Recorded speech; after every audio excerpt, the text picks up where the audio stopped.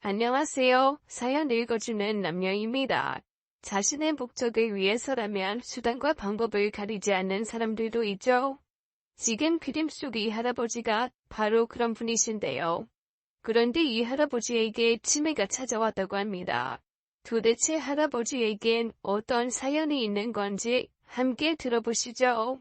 안녕하세요. 저는 40대 초반으로 딸 하나를 키우고 있어요. 결혼한 지 10년이 훌쩍 넘었고요. 친정은 좀 멀리 살고 시댁은 10분 거리에 살고 있습니다.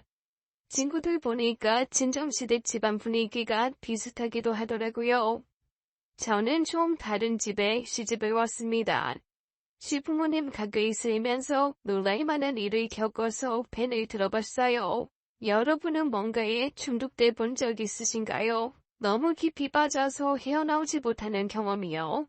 그게 남들한테 피해주지 않는 거면 괜찮지만 반대의 경우는 큰 문제가 되겠죠?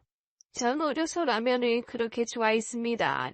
중학교 3학년 시절에 특히 심했어요. 밥 대신에 늘 라면이 먹고 싶어서 고민했을 정도입니다. 학교에 몰래 신라면을 가져다가 먹기도 했어요.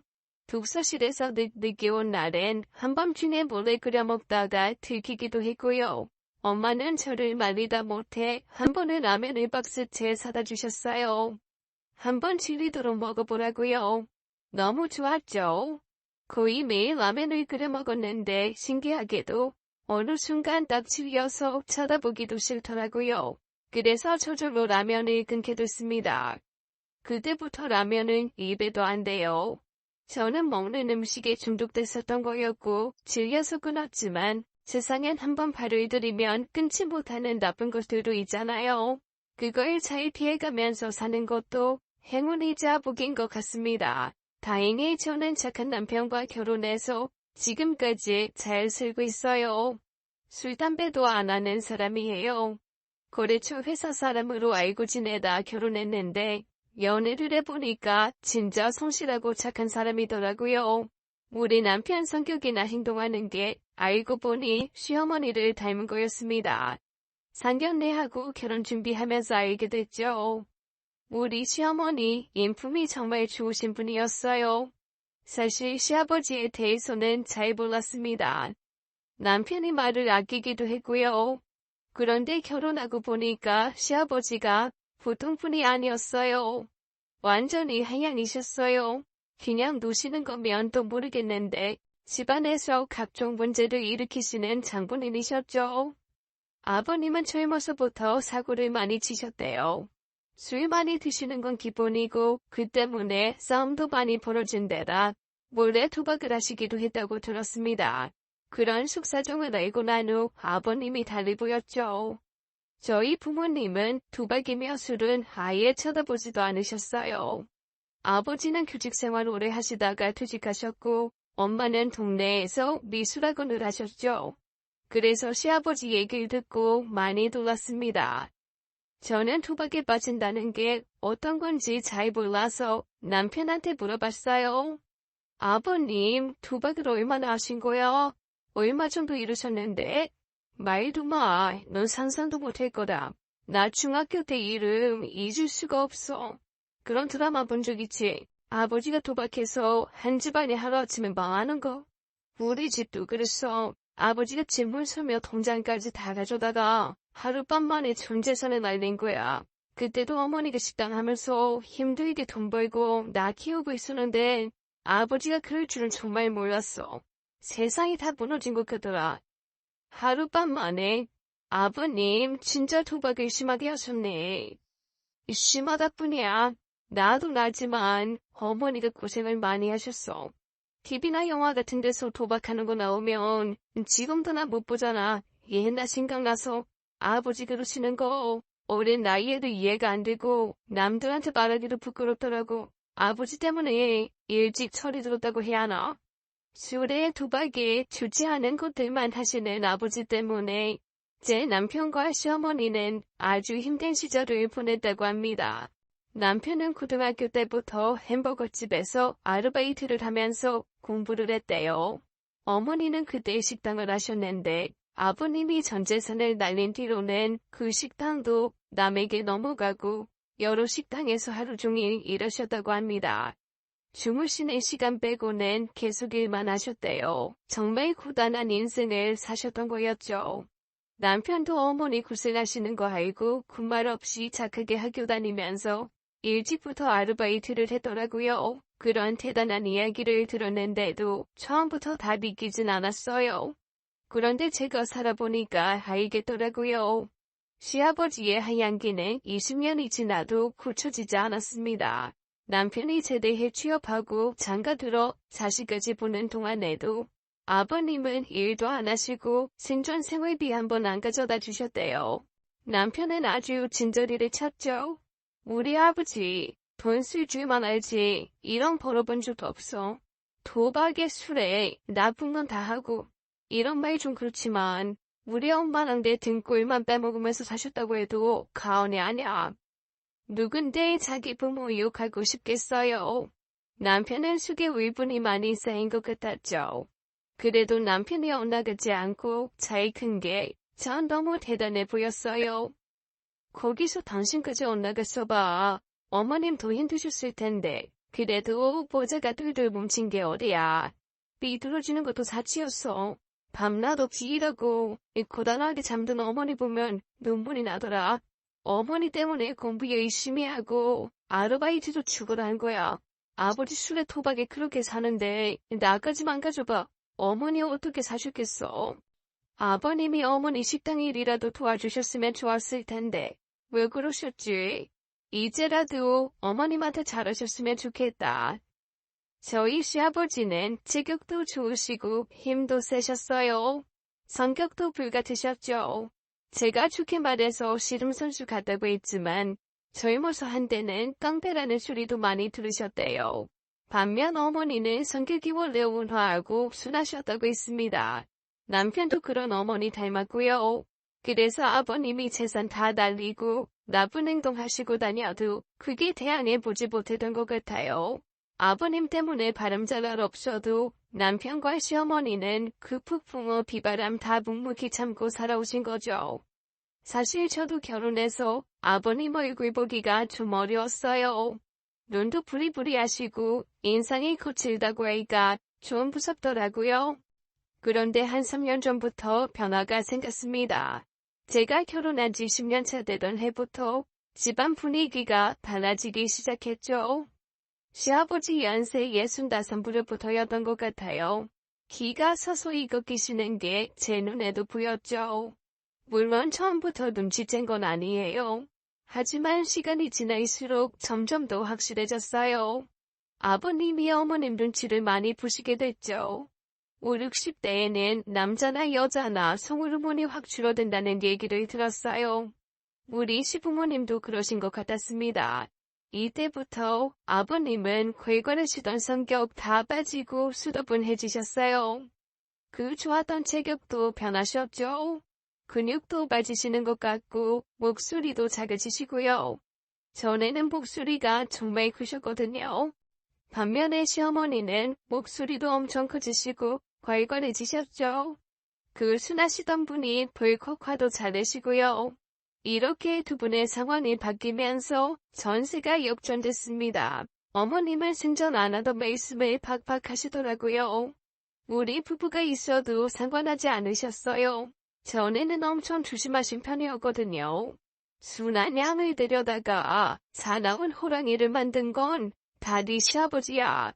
내가 언제부터 이렇게 억세졌다고. 먹고 사연이 어떻게 독해져야지. 아유, 그때 내가 시집오지 말았어야 해. 어려서 뭐도 몰라서 왔지. 지금만 같아봐 어림도 없지. 헤이, 애들 있는데 못하는 소리가 없네. 시켜 남은 거 없어?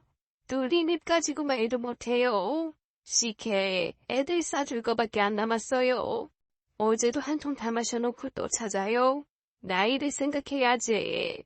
당뇨 위험 수준이라는 거 잊었어요? 당신이 뭐 한참 된 줄 알아요? 그렇게 달게 먹으면 큰일 난다고 했어요? 안 했어요? 도무지 말을 들어야 말이지.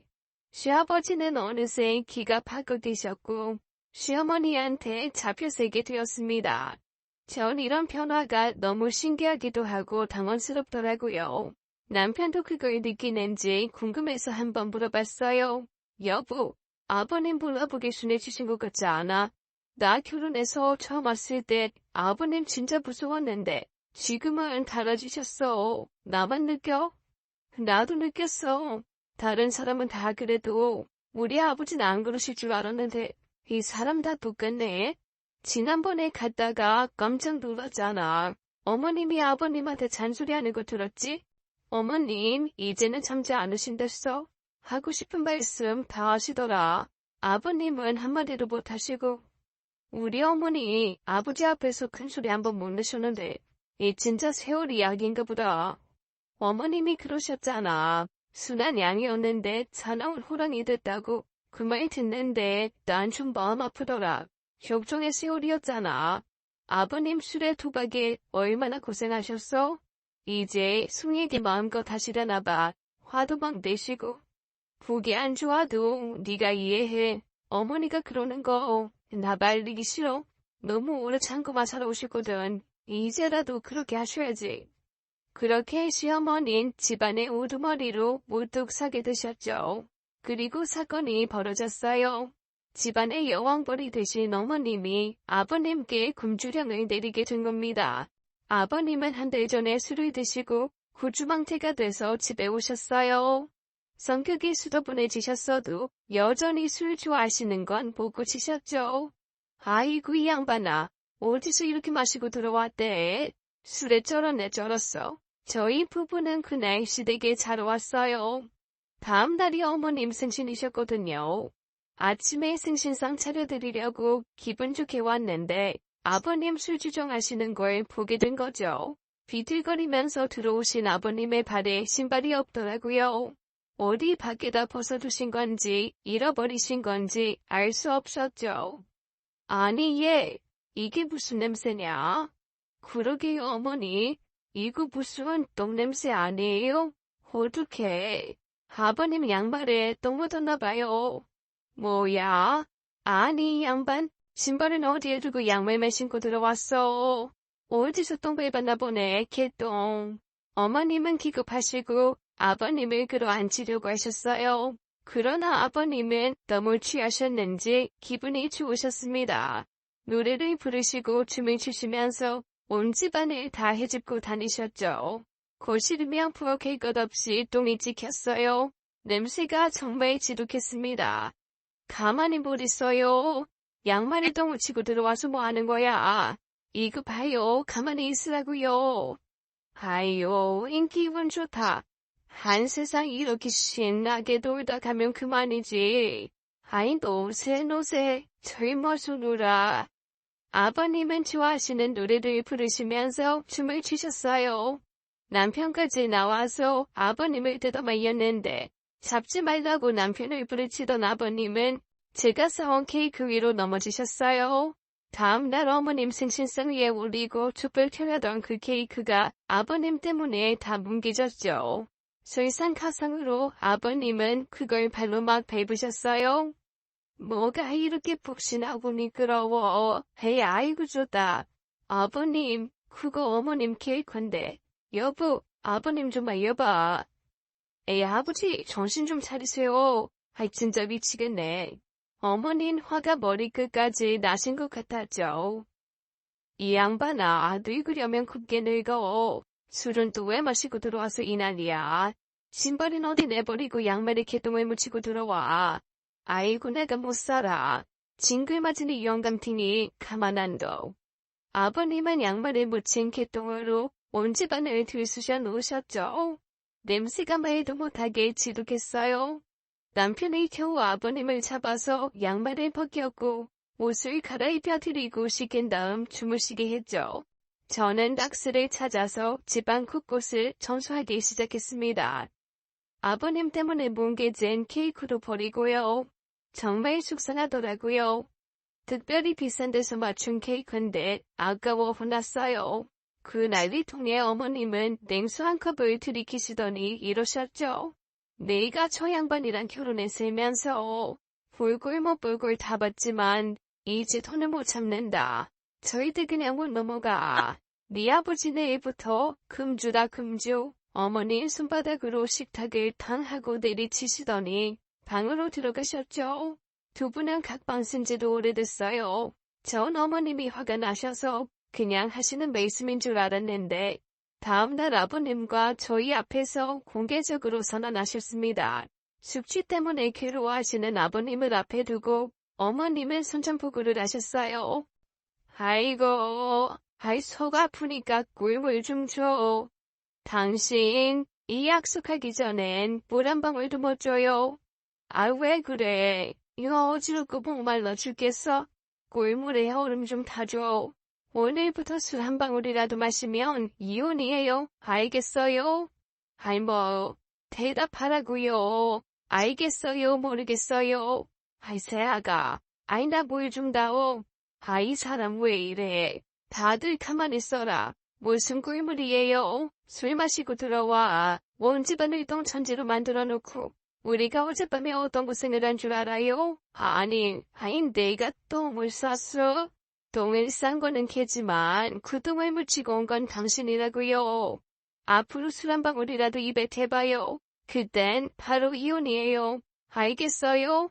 아이 갑자기 무슨 소리야. 내가 어제 술 마시고 실수한 것 가지고 좀스럽게 왜 그래? 좀스럽게 매일 다 있어요. 나처럼 마음이 태평양처럼 넓은 여자가 세상에 어디 있어요. 도박비지로 집이랑 식당 나눠먹고 여태 먹고 세게 준 게 누구예요? 이날이 때껏 고생시킨 늙은이랑 살아주는 나 같은 여자가 어디냐고요. 이제 나 못 참아요. 한 번만 더 술 마시고 구주망태들 가지고 오면 바로 그날이 당신이랑 나 끝장나는 날인 줄 알아요. 애들 앞에서 할매 못할 말이 따로 있지. 너무 심한 거 아니야? 심한 건 당신이지 내가 아니고. 또 술 마시기만 해봐요. 엄청 설안에 팬티 한 잔만 주고 집에서 내쫓을 거니까. 알았어. 이 술 안 먹으면 될 거 아니야. 이 취사하고 더러워 수번. 그렇다고 물도 못 마시게.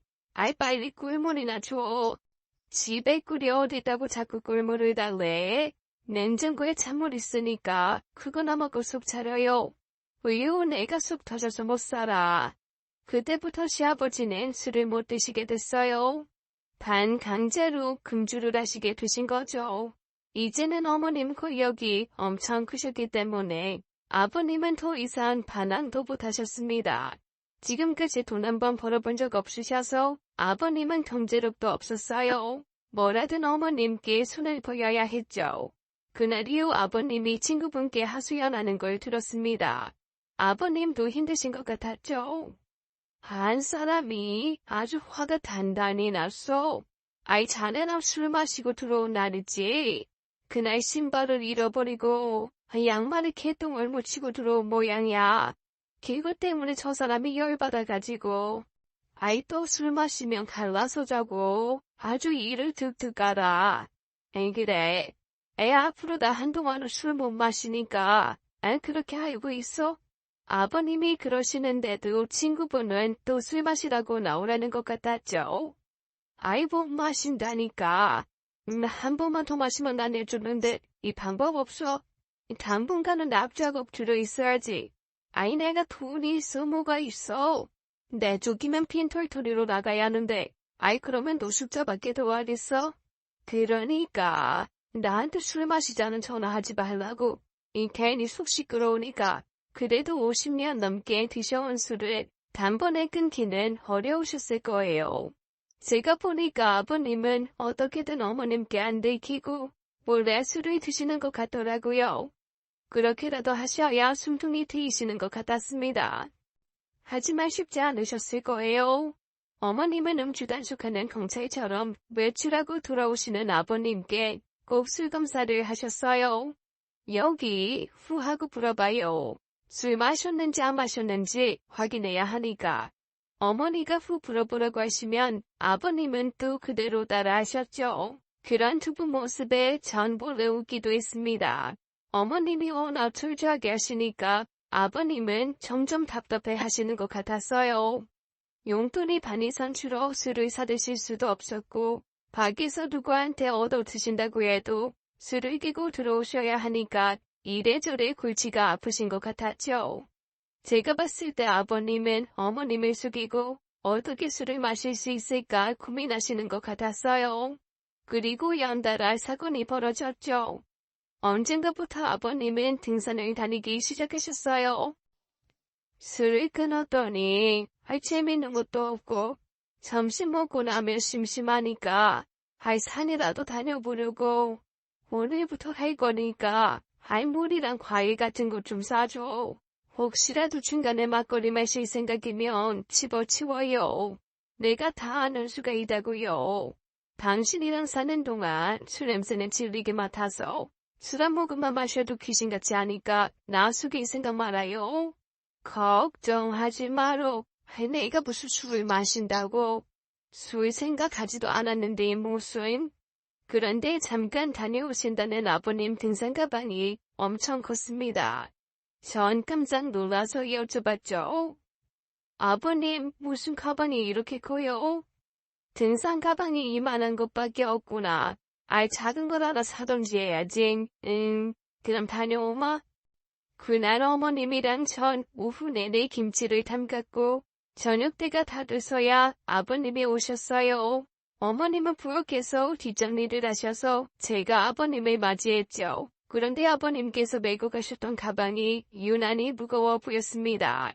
제가 들어드린다고 했더니 건드리지 말라면서 가방은 그냥 두라고 하시더라고요. 살짝 들어봤는데 엄청 묵직했어요. 아버님이 낮잠 주무시러 들어간 사이에 전 어머님께 말씀을 드렸죠. 아버님 등산 가방 하나 사드려야겠어요. 지금 가방 되게 무거워 보여요. 그러냐? 또 산에서 오만 잡동사니 주워갖고 온 거 아니야. 가방 좀 이리 다오. 분명 흙먼지도 잔뜩 묻었을 거고 내가 한번 시원하게 빨아야겠다. 어머님께 가방을 갖다 드리면서 보니까 생수통이 엄청 많더라고요.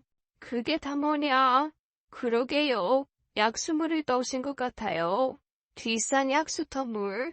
수질검사에서 뭐가 나왔다고 먹지 말라고 동장이 그러던데. 이리 갖고 와라. 다 버리게. 제가 물통에 날랐고 어머님이 그걸 싱크대에 다 부으셨어요. 그런데 저도 옆에 서 있었거든요. 물을 쏟아붓는데 알코올 향이 솔솔 나더라고요. 코끝이 알싸한 게 틀림없는 술이었습니다. 어머니와 전 동시에 눈이 마주쳤어요. 이거 약수물이 아니고 소주였구만. 에이, 이놈의 영감탱이 이렇게 사기를 치려고 들어? 잘됐다. 다 버리자. 그렇게 아버님이 몰래 들여온 소주는 다 버리게 됐죠. 아버님은 낮잠에서 깨시자마자 가방이 어디 있는지 찾으셨어요. 전 괜히 민망해서 방에 들어가 있었습니다. 밖에서 어머님이 아버님 등을 소리나게 때리시는 게 되었어요. 이렇게 하면 안 걸릴 줄 알았어요. 생수통에 꽉 채운 소주 나부레니 내가 싱크대에 다 부어버렸어요. 그렇게 나랑 살기 싫어요. 나랑 살기 싫어서 기어코 소주를 집에까지 갖고 들어와요. 아이고, 그걸 또 버렸어. 그게 소주 몇 병인데. 이야, 아까워 죽겠네. 아깝긴 뭐가 아까워요. 이거 나한테 선 좀 보고 하는 거예요. 술 못 끊겠으니 이혼도 불사하겠다 이거예요 지금. 뭐 무슨 말을 그렇게 해. 난 그냥 먹고 싶은 마음에. 어디 한번 해봅시다. 누가 이기나. 얼마 뒤 어머님께서는 매실청 담근 걸 꺼내보자고 하셨어요. 3달 전에 매실을 사다가 어머님이랑 저랑 설탕에 절여놓았거든요. 절마다 그렇게 해서 1년 내내 요리에도 넣어 먹고 시원하게 물에도 타먹고 그랬죠. 한두 해 했던 게 아니어서 당연히 올해도 잘 됐을 거라 생각했습니다. 제가 얼음물에 매실청 타먹는 걸 좋아해서 올해도 기대가 됐죠. 어머님, 매실청 올해도 잘 됐겠죠? 그럼 너랑 나랑 선수잖냐. 더운데 시원하게 매실차나 한번 마셔볼까? 우리 한번 열어보자. 제가 얘기해요. 근데 어머니, 이상해요. 왜 이렇게 물이 흥건해요? 색깔도 흐릿하고요. 어디 보자. 이게 왜 이러냐? 뭐가 잘못된 거 아니야? 어머님이랑 전 뚜껑을 열어봤고 거의 동시에 코를 틀어막았죠. 향긋하고 진한 매실청 냄새가 아니라 술 냄새가 진동을 했어요. 내가 이 인간을 그냥 언제도 여기에 술을 부어놓은 거야. 이거 그냥 담금주도 아닌 것 같은데. 훨씬 냄새가 독해요. 이거 왜 이래요? 뚜껑 닫는 게 좋겠어요. 술 냄새에 지독해서 못 참겠어요. 네 시아버지 어디 갔냐? 아까부터 왜 코빼기도 안 보여? 저 들어올 때 잠깐 옥상에 올라가신다고 하셨는데 당장 내려오시라고 해라. 아버님께서는 또 어머니 몰래 매실청에다 술을 부어놓으셨더라고요. 그냥 탐금주는 약하다면서 고량주를 잔뜩 부어 몰래 드시려고 하셨대요. 어머니 미련 없이 술은 다 따라버리고 아까운 매실들도 다 버렸습니다. 또 한바탕 난리가 났죠. 아버님은 어머님 앞에서 꿀먹은 펑어리가 되셨어요. 진짜 이렇게 미워지만 골라 살 거예요. 이걸 왜 이렇게 해놨어요? 매실감 물어내요. 아니 그거 말고도 설탕값이랑 얘랑 나랑 반나절 꼬박 앉아서 꼭지 따고 일한 인건비까지 다 내놔요. 한 40만 원 되겠네. 얼른 내놔요. 내가 돈이 어딨어. 아이 화 풀어. 다시는 안 그럴게. 아이 그렇다고 그걸 다 버려. 당신은 왜 아낄 줄을 몰라. 아이고 누가 들으면 내가 낭비해서 침나는 줄 알겠네. 돈 아까운 줄 아는 사람이 투박해서 집 들어먹고 한평생 땡전 한 푼 안 벌고 쓰기만 해요. 앞으로 용돈 다 끊을 테니까 그런 줄 알아요. 왜 시청 그거 담가 놓으면 1년에 먹는 건데 어쩔 거예요. 어쩔 거냐고요. 아이 왜 꼬집어. 그날 전 서둘러 가방 들고 나왔죠. 집에 가서도 걱정이 되더라고요. 어머니는 화가 많이 나신 것 같았습니다. 남편한테 있었던 일을 말했더니 그러더라고요. 갑자기 술을 끊으려니 할아버지도 고역이겠지. 그래도 이참에 금주 확실히 하셨으면 좋겠다. 어머니도 혈압 오르기 전에 다 끊으셔야 할 텐데. 두 분이 무슨 대결하는 것 같아. 완전 창과 방패야. 어머님도 대단하시지만 아버님도 포기 못하시는 게 눈에 보여. 몇십 년은 하고 싶은 거 다 하고 사셨으니까 엄청 답답하실 거야. 어떡하겠어. 건강 때문에라도 아버님 술 끊으셔야 해. 여보, 찌개 식겠다. 얼른 먹어. 동태찌개 끝내주게 얼큰하지. 당신 소주 한잔 할래? 아이 집에 소주 사놓지 말랬지. 나 술이다 몇심을 한다니까. 농담이야. 당신 술 담배 절대 안 하는 거 아버님 보고 그런 거지? 내가 안 그러게 생겼어. 한번 발들여서 못 끊는 건 할 생각도 말아야 해. 어머님은 화가 좀 풀리셨을까? 저녁은 드셨는지 모르겠네. 저는 다음날 아침 어머님께 전화를 드렸습니다. 밤새도 한숨도 못 주무신 건 아닌지 걱정이 됐어요. 가끔 어머님은 화병이 도진다며 잠을 못 주무셨죠. 젊었을 때 아버님 돈 사고 술 사고에 속수무책으로 당했던 게 한꺼번에 떠오를 때가 있다면서 어머님은 힘들어하셨어요. 어머니, 저예요. 화 좀 풀리셨어요? 또 못 주무신 건 아니고요. 내가 화 풀릴 새가 없다. 네 시아버지 또 사고 쳐더라. 술 대신에 야금 글쎄. 어이구 기가 막혀서 원. 네? 또 무슨 일 있었어요? 네 시아버지 유리에 쓰는 마술을 벗고 있었어. 거기에 술이 조금 들어가 있잖아. 그게 왜 그렇게 빨리 줄어드나 했다. 밤에 물 마시려고 나와보니까 그걸 들이키고 있는 거야 글쎄. 네. 산숨도 못했어요. 아버님 술이 너무 드시고 싶었나 봐요. 오죽하면 저 양반이 그럴까 싶으면서도 분하고 화가 나 죽겠다. 나는 저 양반이 술 먹는 게 그렇게 보기 싫어.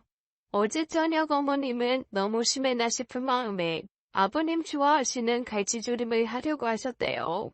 마술을 찾으셨는데 다 떨어져서 깜짝 놀랐다고 하셨습니다. 우리 어머님은 식당을 하셔서 집에서 쓰는 양념도 다 대용량이거든요. 이상하다 생각하셨지만 다용도실에서 새 마술을 꺼내놓고 갈치조림을 만드셨대요. 아버님이랑 저녁을 드시고 일찍 잠드셨는데 새벽에 목말라 나오시다가 아버님이 마술을 드시는 걸 목격하신 것입니다. 아이고 이젠 하다 마술까지 먹어요. 이렇게까지 술이 먹고 싶어요. 그렇게 술을 먹은 개냐고요. 그럼 이혼하고 실컷 먹어요. 내일 당장 법원 갑시다. 법원에 가자고요. 아이고 뿌린 줄 알고 마신 거야. 내가 언제 물을 거기 둔 적 있어요? 여기 양념 가는 거 알면서 왜 이래요? 생각해보니까 금주 당신 의지로 될 일이 아니네요. 알코올 중독이야 이거. 내일 애들 불러서 병원 갑시다. 내게 입원시켜줄 테니까 병원 가자고요. 병원비는 내줄 생각 없으니까 당신이 알아서 하고요. 끊을게. 아이 끊는다니까. 당신은 헐컴단 현상이라는 것도 몰라. 잠깐 일어나봐야겠지. 아이 한 번만 눈 감아줘. 아버님은 싹싹 비이며 잘못했다고 하셨습니다. 그날을 계기로 아버님은 금주에 성공하신 것처럼 보였어요. 한 번은 저한테 이러시더라고요. 저기, 이 선아임이야. 이 그런 초콜릿이 있다던데 들어봤냐? 겉은 초콜릿인데 이 안에 술이 세모이만큼 들어있는 아이 그런 게 있다고 친구가 그러더라. 아이 너 그거 하냐? 네 아버님 그런 초콜릿 있어요. 드시고 싶으세요? 그것 좀 구해다 줄 수 있어? 근데 어머님이 아시면 어떡하죠? 아이 초콜릿인데 뭐 어때? 아이 그것도 아이 정복 견디겠을 때 하나씩 아껴 먹으려고. 아이 꼭 좀 구해다오. 응? 저는 그걸 구해드렸고 어머님은 그 정도는 눈 감아주시는 것 같았습니다. 한동안 집은 평화로웠죠. 결국 어머님 뜻대로 되신 것 같았어요. 그런데 평화는 오래가지 못했습니다. 아버님이 어느 날부터 밤에 나가셔서 아침에 들어오기 시작하셨어요. 저와 남편은 그 소식을 듣고 깜짝 놀랐죠. 잠잠하더니 또 속썩인다며 어머님은 분통을 터뜨리셨습니다. 그러면 그렇지. 어째 조용하다 했어? 이 양반 밤도깨비처럼 나가서는 해가 중천에 떴을 때 들어오는구나. 기가 막혀서 원. 아침에 혹시 술 취해서 들어오셨어요? 그건 아닌데 영 수상쩍어. 이따 저녁 때 상현이랑 집에 좀 올래.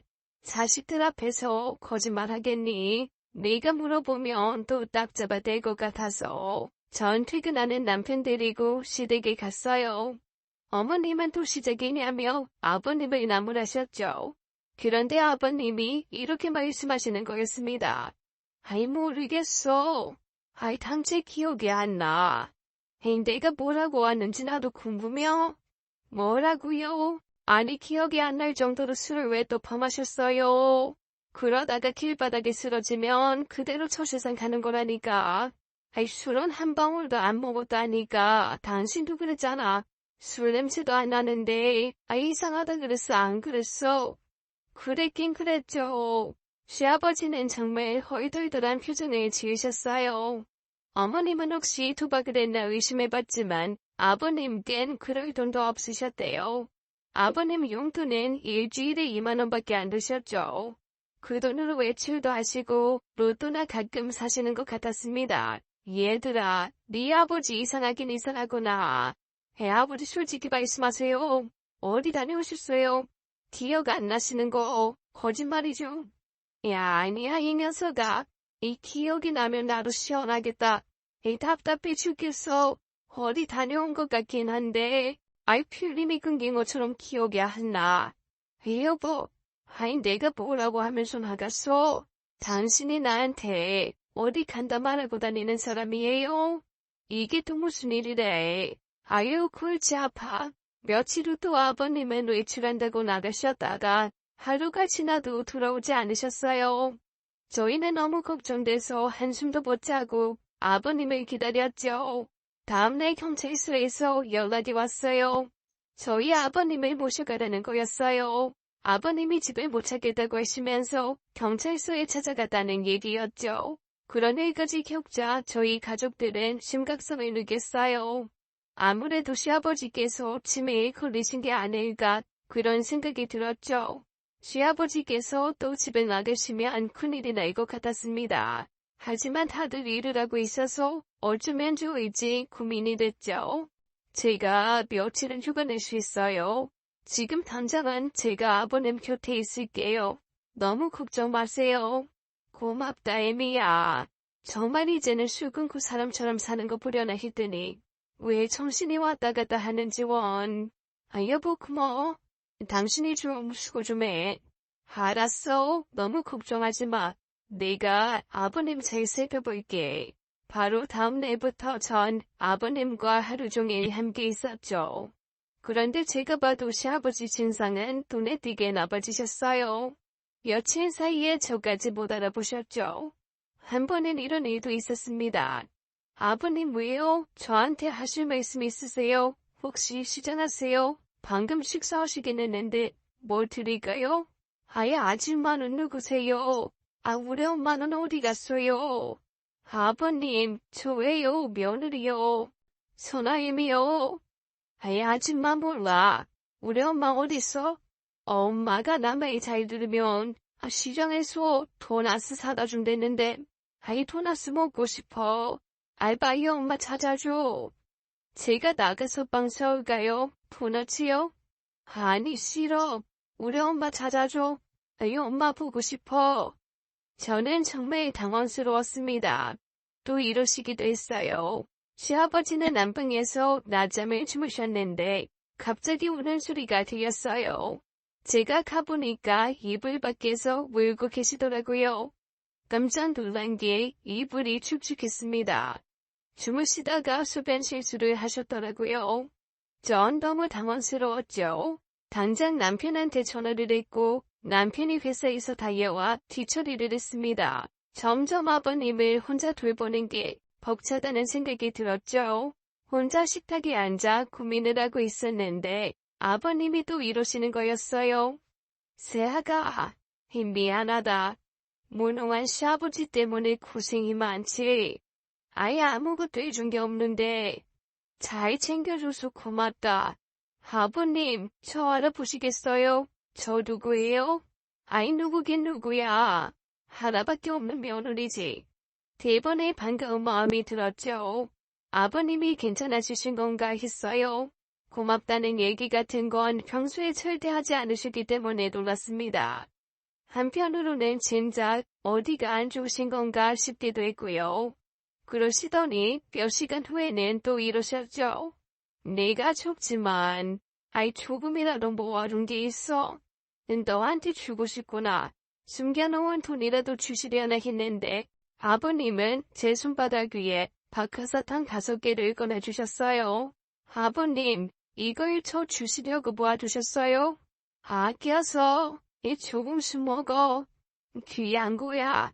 저는 아버님께서 진짜 아프신 거라고 확신했습니다. 그렇게 3일 동안 시아버지의 치매를 확인할 수 있었어요. 휴가를 다 쓰고 출근하기 전에 저는 가족들에게 뭔가 대책을 세워야겠다고 말했습니다. 치매가 확실해 보이기 때문에 그냥 두면 안 될 것 같았어요. 또 밖에 나가셔서 길을 잃거나 다른 일이 벌어질 것 같았죠. 아버님 혼자 두면 안 될 것 같아요. 이러다 정말 큰일 나겠어요. 큰일이다. 나도 프로젝트 때문에 휴가 못 내는데 당장 내일 간병인 구하는 것도 어렵고. 이게 무슨 일이라니. 나갈 돈이 천진데 식당문을 닫을 수도 없고. 안 되겠다. 밖에서 문을 잠글 수밖에 없겠다. 어떻게 그래요? 혼자 계시다 무슨 일 나면 어떻게 하죠? 나가서 길 잃고 헤매는 것보다 낫지 않겠어? 당장 하루 이틀은 어쩔 수 없으니까. 일단 그렇게 하고 앞으로 어떻게 할지 의논을 해보자. 우린 결국 회의 끝에 아버님 계신 집에 자물쇠를 걸어두기로 했습니다. 안에서는 열 수 없게 하고 집안에 있는 위험한 물건들은 다 치웠어요. 차차 돌봐주실 분을 구하거나 방법을 찾고 집에 CCTV도 달기로 했죠. 그러나 하루 이틀 사이에 아버님 상황은 더 나빠졌어요. 혼자 화장실 가시는 것도 식사하시는 것도 점점 어려워하셨죠. 남편과 함께 집에 가보면 늦은 시간 어머님이 엉망이 된 집을 치우고 계셨습니다. 결국 아버님을 병원에 모시고 가게 됐고 통원 치료를 하게 됐어요. 그러던 어느 날 어머님이 잔뜩 화가 나셔서 전화를 하셨죠. 식당에 일 마치고 왔더니 아버님한테서 술 냄새가 진동을 한다는 거였어요. 저흰 깜짝 놀랐습니다. 아버님이 술을 또 드실 줄은 몰랐거든요. 어머님께서는 아버님께 엄청나게 화를 내셨대요. 당신 지금 아픈 사람이에요. 정신은 없으면서 술을 어떻게 찾아 마셨어요? 말해봐요. 아이 몰라. 나는 몰라. 아이 잘못했어요. 화내지 말아요. 무서워요. 당신 젊어서 술을 그렇게 마셔가지고 내가 잘못된 거야. 그거 다 기억 안 나요? 몇십 년 동안 술 마시고 나 속썩인 거. 내가 술 마시지 말라고 했어요, 안 했어요? 아버님은 눈물을 글썽거리시면서 구석에 웅크리고 계셨대요. 그렇게 나를 고생시키더니 이제 좀 편해질만 하니까 또 이래요? 당신이랑 나랑 평생의 천생의 원수였던 게 틀림없어요. 왜 이렇게 날 고생시켜? 내가 편하면 약이 올라요? 나도 좀 편하게 삽시다. 아이고 억울해 죽겠네. 분통 터져 죽겠다고요. 어머님이 평생을 왜 이렇게 날 고생시키냐고 소리를 지르시자 시아버지는 깜짝 놀라시면서 오셨다고 하십니다. 이 엄마 그러지 마. 이렇게 빌게. 이렇게 싹싹 빌게. 내가 왜 엄매예요? 왜 이렇게 됐어요 당신? 젊으셨을 때는 큰소리 떵떵 치시고 무서운 거 하나 없이 지내시던 분이 하루아침에 아이가 돼버리니까 어머니께서도 마음이 안 좋으셨대요. 어머니 한숨을 쉬시면서 잘 타일이셨다고 했습니다. 술이란 거 마시면 건강이 안 좋으니까 마시지 말아요. 지금도 기억 잘 못하고 사람 못 알아보는데 더 나빠지면은 어떡해. 가족들이랑 따로 살고 싶어요. 더 심각해지면 집에서 못 살아요. 나도 일 나가고 애들도 먹고 살아야지. 알겠어요? 내 말 알아들어요? 네, 미안해요, 엄마. 화 풀렸어요. 화 안 낼 거예요. 평소 무서워요. 화내지 말아요. 저와 남편도 그 소식을 듣고 마음이 무거웠습니다. 어머니 시아버지가 완전히 다른 사람이 됐다면서 앞으로는 정말 환자라고 생각하고 대해야겠다고 하셨어요. 전에는 밉고 싫어서 구박을 했지만 이젠 달라져야겠다고요. 저희한테 최대한 피해 안 주고 싶다고 이제 아버님 위해서 여러 방법을 찾아보시겠다고 하셨죠. 여보, 어머님 많이 속상하신가 봐. 전에는 아버님 그렇게 밉다고 하시더니 목소리에 힘이 하나도 없으시네. 아버지 건강하실 때야 분풀이도 하시고 있겠지만 지금은 정신이 왔다 갔다 하시는데 어떻게 받아들여야지. 나라도 어머니한테 잘해드리는 수밖에.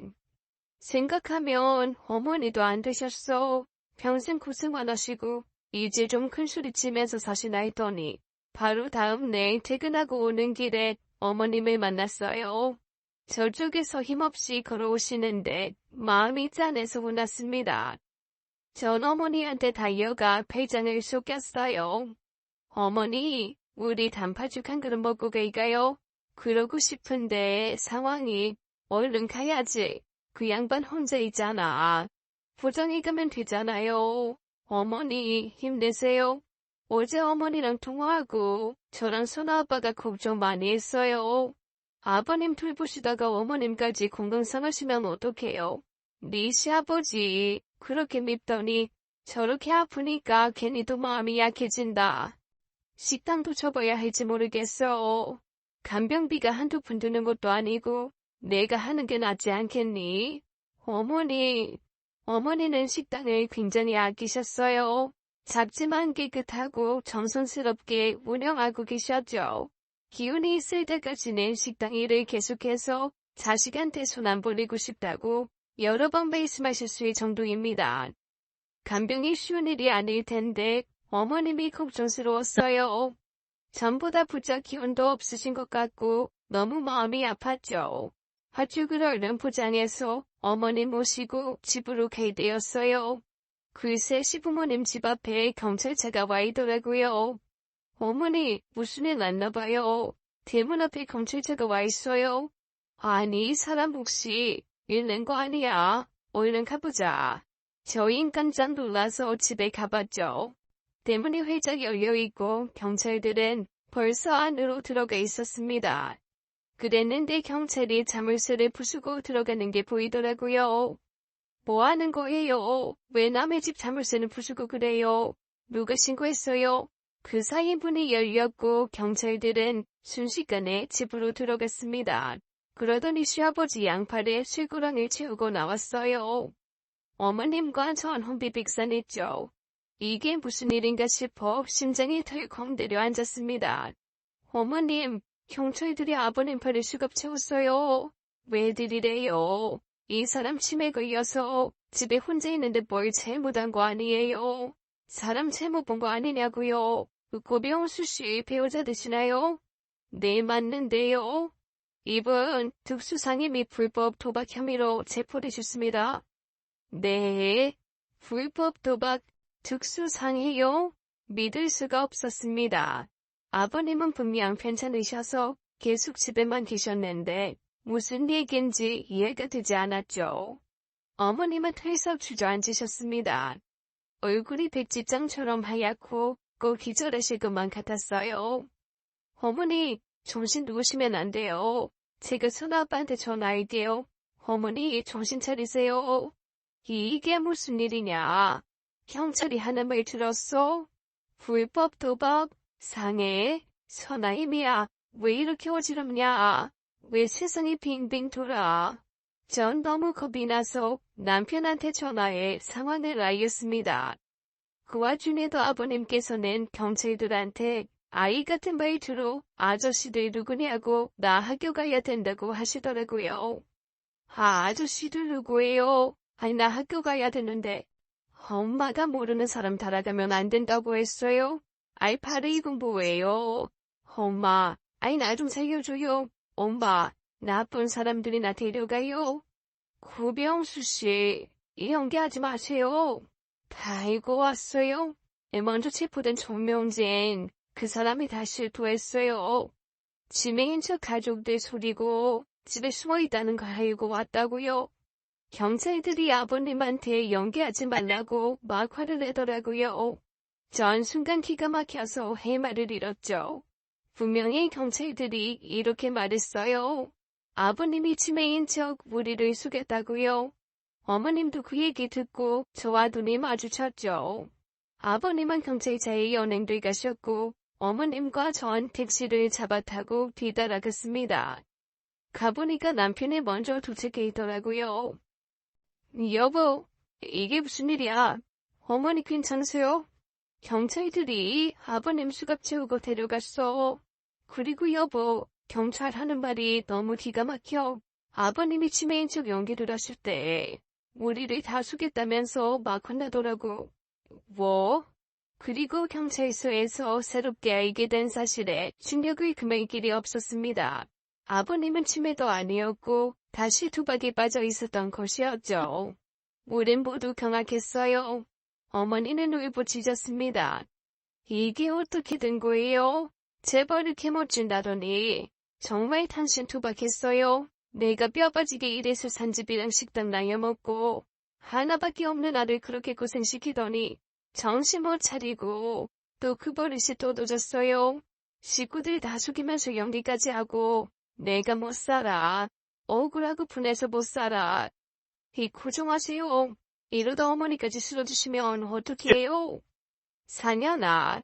아이고 불쌍한 우리 아들. 애비가 재산상 나눠먹고 얼마나 고생을 했냐. 그게 끝인 줄 알았더니 또 이런다. 며느리 손주까지 본마당에 또 이런 일을 저질러. 엄마가 애초에 이혼을 했어야 했는데 이게 또 무슨 일이냐. 남편도 착잡한 표정이었습니다. 저 역시 이루 말할 수 없이 속이 상하더라고요. 아버님은 술과 도박을 절대로 끊으실 수 없으셨던 거였어요. 알고 보니 시아버지는 친구분한테 불법 도박판을 소개받았더라고요. 전에 술 끊겠다고 노력하시다가 갑자기 밤에 안 들어오신 적이 있다고 했는데 그때 밤새도록 도박을 하셨던 거였어요. 해 뜨는 줄도 모르고 하셨고 결정적으로 거기 있는 사람들한테 돈까지 빌리셨다고 들었습니다. 무려 3천만 원이나 탕진하셨다는 게 밝혀졌어요. 그야말로 옛날 버릇 나오신 거죠. 돈을 다 잃었네. 아침에 나오시는데 경찰이 도박장에 들이닥쳤고 아버님은 간발의 차이로 도망을 치셨대요. 아버님은 꼬리가 잡힐까봐 너무 걱정이 돼서 핑계거리를 만들려고 머리를 쓰신 거였습니다. 지메인 척하시고 아무것도 모르는 것처럼 기억이 하나도 안 나는 것처럼 하신 거였죠.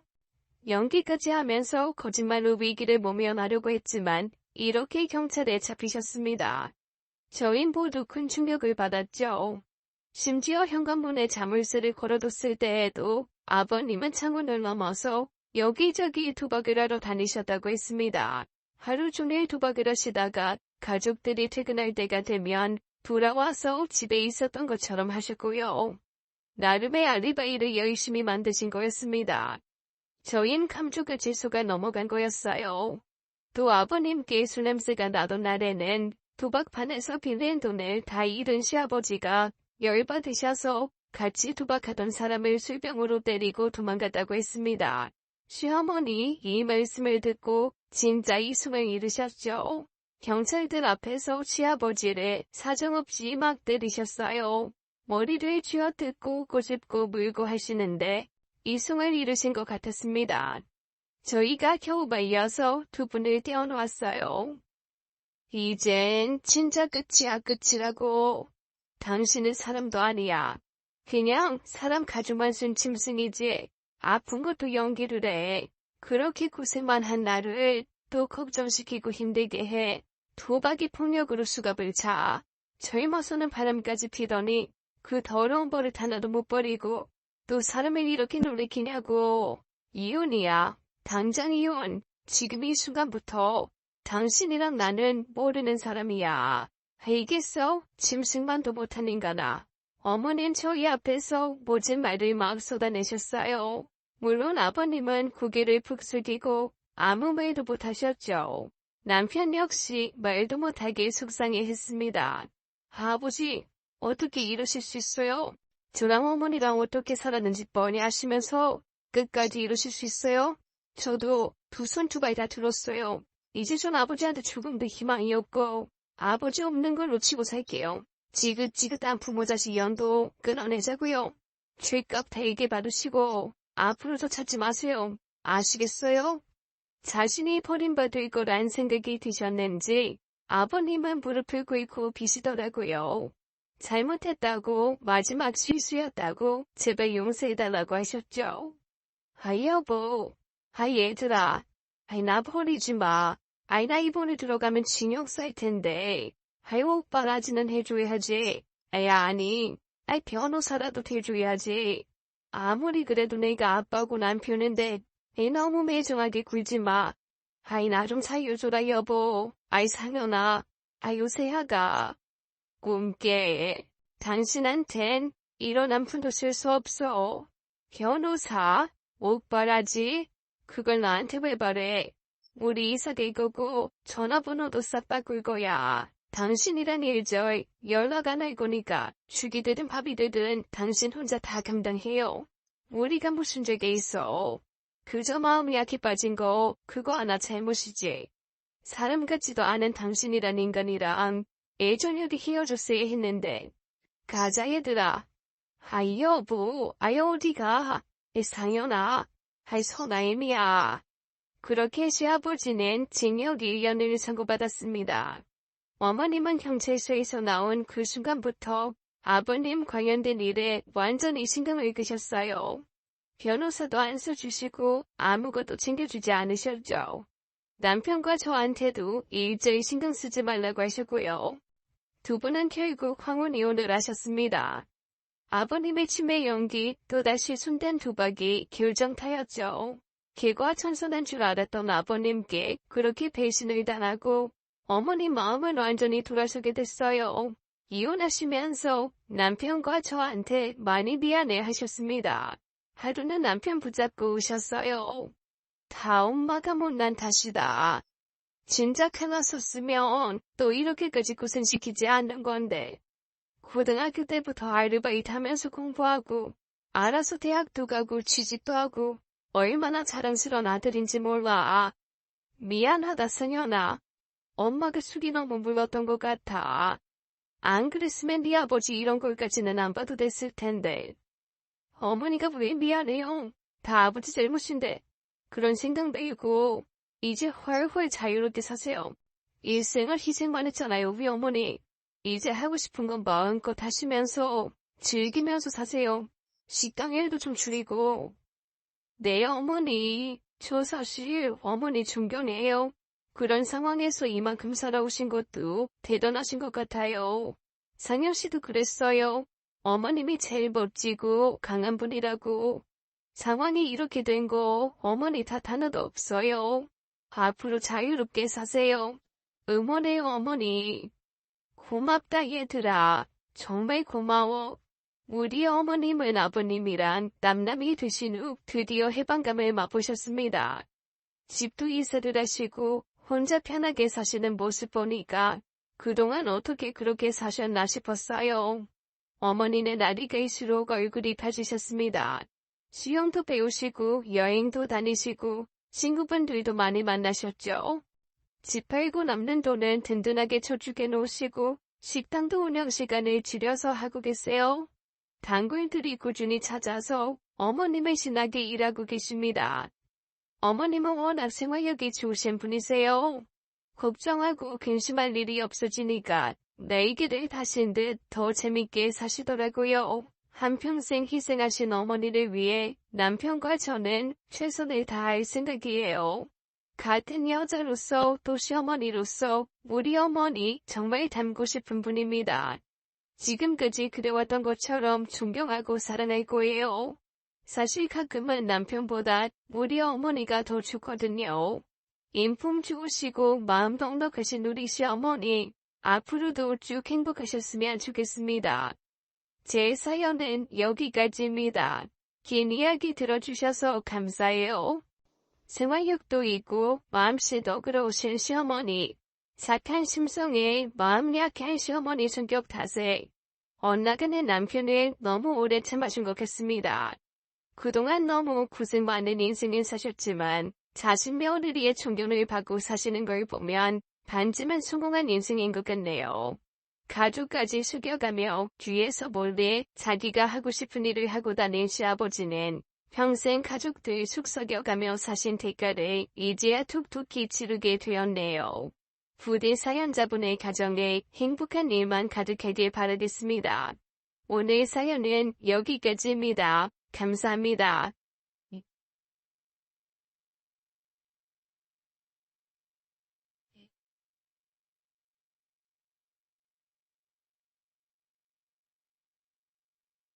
네. 네.